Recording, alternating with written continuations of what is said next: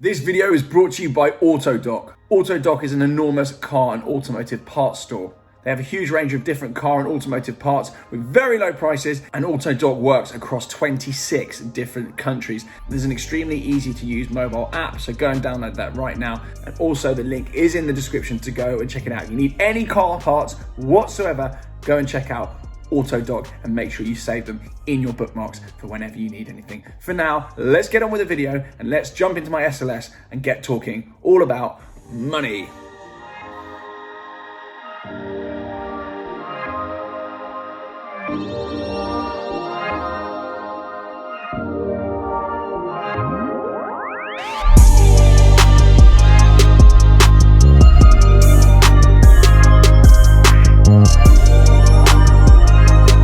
Hello, welcome back to TGTV, and more specifically, ladies and gentlemen, welcome back to my Mercedes-Benz SLS AMG. Today we're going to tackle a fairly contentious topic. We're going to tackle how much money I lost last year in cars. That's depreciation, that's in ownership costs, that's all in everything to do with cars that I have spent money on in 2020. Now 2020 was a bit of a disastrous year anyway, but I'm going to go through exactly how that related to my car collection, if anything. Hold on, this is wobbling around over here. It's unacceptable. We're going to fix this. We're going to go into exactly what that meant for my car collection, what it meant for business, and what I actually lost in outright depreciation on my car collection. There was a bit of a change up in the garage in 2020, but overall, I have had a few long-term cars, which I'm sure many of you will be keen to hear how much money I've lost, how much money I've spent. Is it actually business sense to have all of these cars? What is the thought process behind it? So we're going to go into it. First off then, we're going to tackle the SLS. The SLS that I'm sat in right now, that actually came onto the channel in late 2020. It came into my ownership in late 2020 anyway. I don't know when I put the video out. But this car, I paid 145 odd K for it. The market has since moved a little bit on them. People have hoovered them up, and I believe I could probably relist this car for about 155, 160. So we're up on this one already. That wasn't the aim of the game, buying this car. It wasn't just an investment. If it was, I wouldn't be sat in it now, just driving around aimlessly in London. But yeah, I'm up on the SLS. We're on a good start already with this car. Why I got such a good deal on it, it was actually a private seller. So ordinarily, if you use a dealership, there is a premium because you get all their warranty and all the fluff and the fart that comes with it. But this was a private sale, so there's no warranty on it. I will probably chuck a... Careful there, lad. You don't want an SLS over your bean. I'll probably chuck a warranty on it. But there we go. That's the SLS. My insurance will get onto as well, and parking charges and all the rest of it. That's the SLS, first off the bat. Another one that springs to mind, the Pista. I bought that actually in 2019. I sold that in 2020. That actually ended up being exported. I paid 334,000, I think, for that car. I sold it for 320.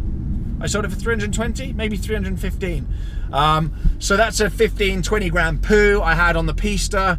I had it for about 18 months or so. You know, countless videos, countless brand deals. You know, Ferrari, Shell, F1 brand deal, for example, interviewing Charles Leclerc, stuff like that. And those things, you know, they're not done for free. So that car paid for itself, AdSense to an extent, but the views and the eyeballs and the commercial value of the eyeballs that car brought and positioned me where it put me in kind of YouTube world. We're not talking about views solely here, because I realise my views aren't spectacular. I don't get the massive views, but I get the right views. My audience is an old, smart bunch. They're good. So I get the right views. Anyway, Pista's gone. 15-20 grand straight poo on that in 18 months or so. Lusso. That was in 2019, but the effects of it surely were felt in 2020 as well. That was about 50k straight loss on that one, which then transferred straight into the 458, which the 458 I actually came out a little bit up on. I was about 5 grand up on the 458, all in. So that wasn't a bad little deal there. Couldn't get out of the Lusso though. Lusso Turbo, could not get out of that car. I bought an X demo at about 220k. I put it up instantly for 200, so took a 20 grand kicking straight away. Couldn't get out of it 200, couldn't get out of it 190, couldn't get out of it 180, couldn't get out of it 170. So I traded in to a 458 Spider in resale spec, which I knew would be a solid bet. Amazing car, but yeah, you all know the story with that. What else have we got? We got Defender, which is actually literally just gone. I paid 40k for that. I got out recently at 49, I think. So we're 9 up on that one over sort of 4 or 5 years, so nothing to write home about there. 992 Turbo S, which is not long for this world. I am going to get out of that. I'm actually up on that car at the moment. I've been offered over list countless times for that. And I want my own specs, so I might get out of that. I might have put a video out on that already. Who knows at this point. But I'm actually probably about 5-10k up on that car, which is chaos because I've had it since May, June. Range Rover is on a fixed lease deal. That's been £600-700 a month with Pendle lease. So that's, you know, I've lost a fixed cost on that, and I will continue losing money effectively on that until the end of the lease deal, which is December 2021 this year. What else have I got?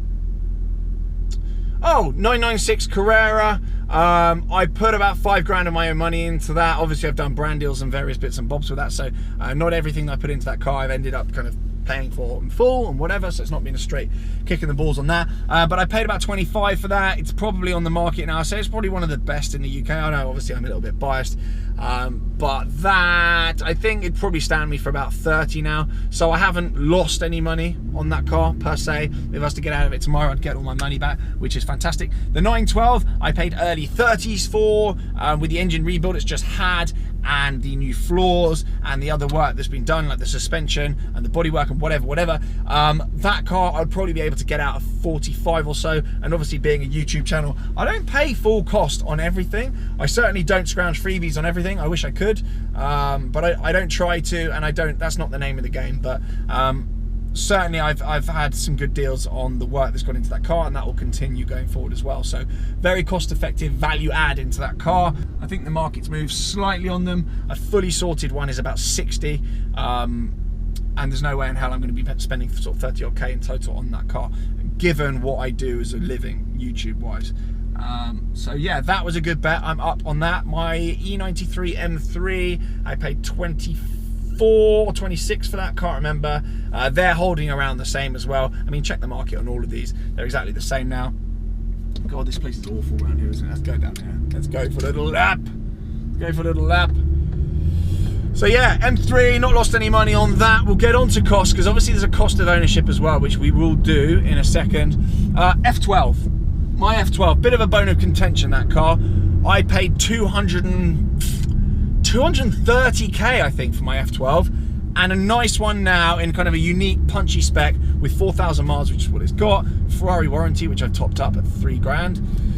I think that car would probably be maybe a 190, maybe a 190. It is the only one like it I've seen in the UK, in the Grigio with Bordeaux.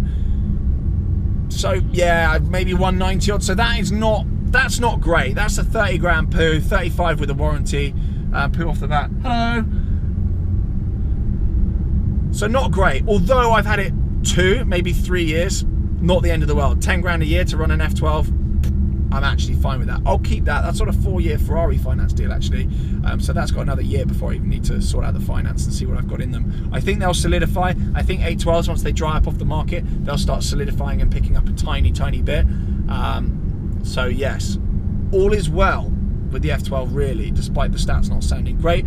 Carrera GT, the big boy in the garage, which hasn't had much use of late. The Carrera GT is, I would say, and I'm not going to go into exactly what I paid, but I would say I'm probably, given what's happened in the market, and I've had people pestering to buy it off me, I would say I'm probably about 80k up so far. If I wanted to get out tomorrow, I would say we're probably about 80k up on the Carrera GT already, and I nearly had it a year, which I wouldn't say is too bad. The plan with that car is long-term vibes. So, you know, I'm not going to get out of it tomorrow unless I absolutely have to, and, you know, everything goes to hell and I need to.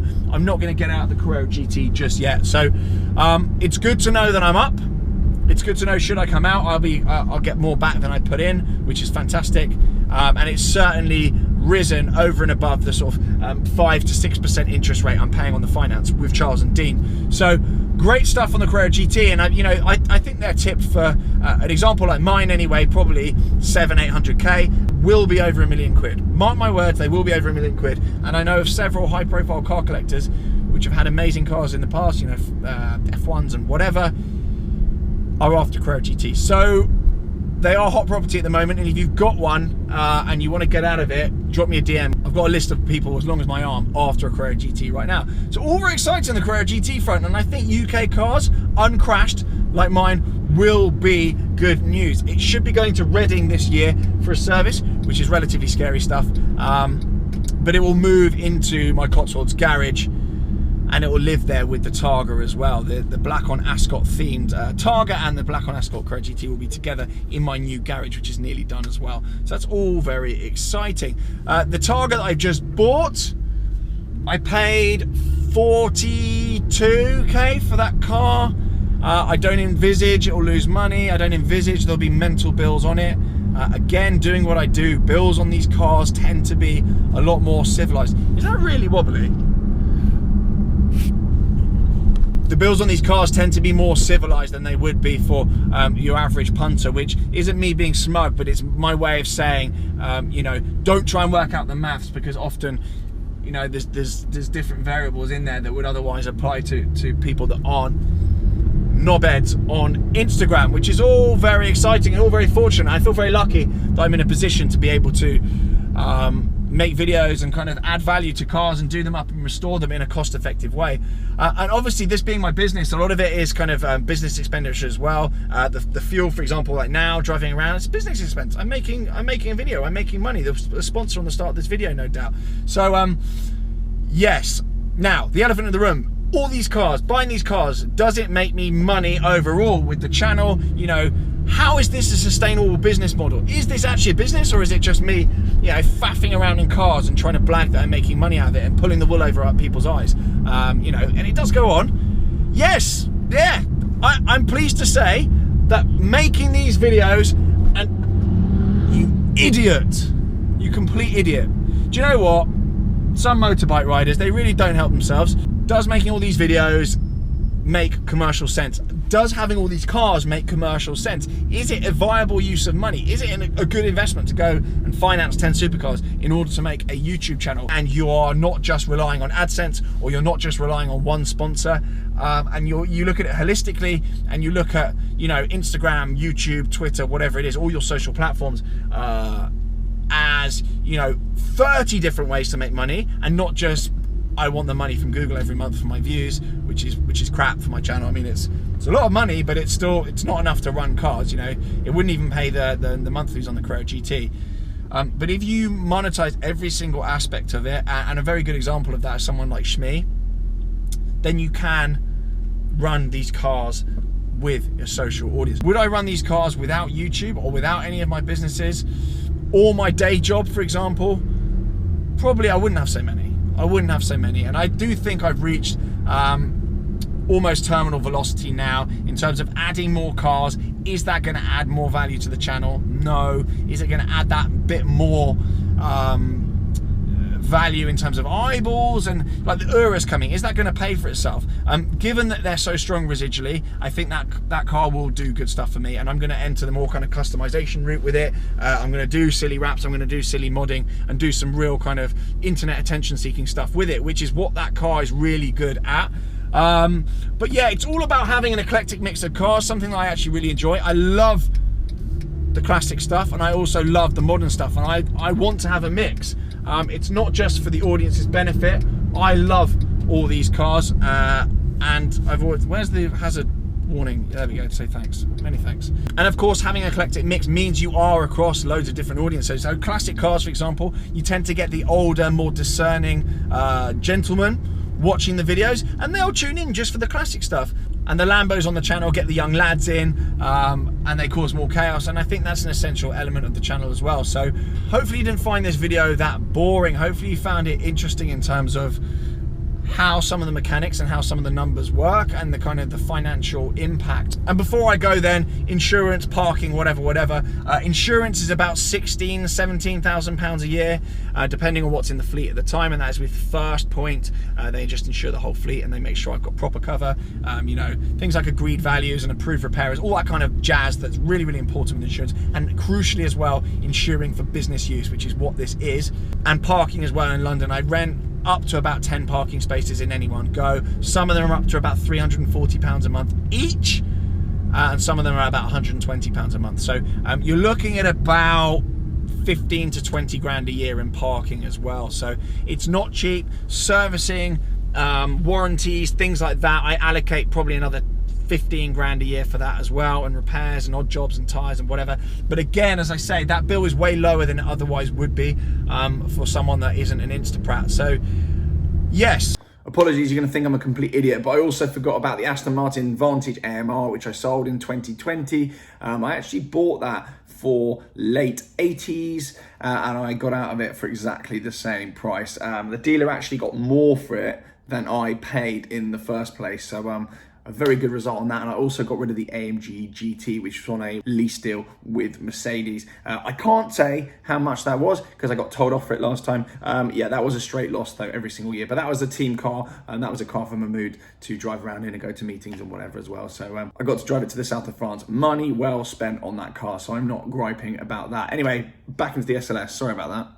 Hopefully a fairly interesting insight into the world behind YouTube, but if you think the numbers don't stack up, I will go into another video on exactly how much money you can make from YouTube, what brand deals look like numbers wise, and how it all works for me, because trust me, it does. I don't have a trust fund, it's all my cash, and I've obviously managed to get my other properties as well. So if you wonder what I'm doing now, by the way, I'm heading to Porsche Wash to get my car washed, which is all very exciting. It is quite exciting, but this is horrible here, getting through. So yes, I'm off to get my car washed. For now then, thank you very much for watching. Do subscribe, blah, blah, blah, and I'll see you all soon. Bye.